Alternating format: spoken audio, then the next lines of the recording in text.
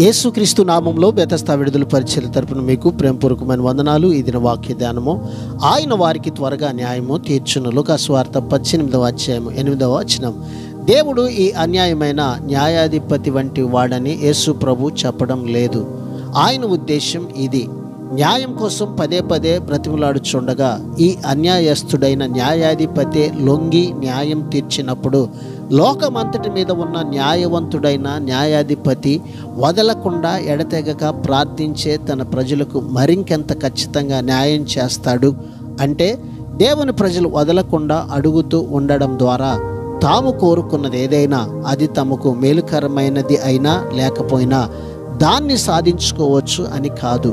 వారు న్యాయంగా సరి అయిన వాటి గురించి అడిగితే, లేదా దేవుని సంకల్పానికి అనుగుణమైనవి అడిగితే అవి వారికి దొరుకుతాయి. ప్రార్థన.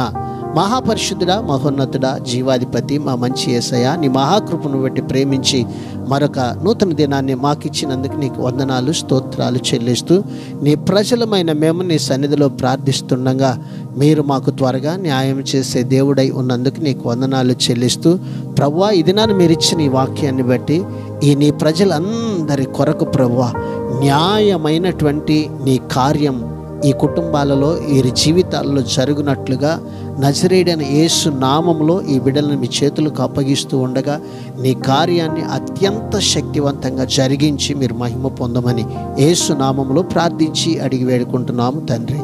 ఆమెన్.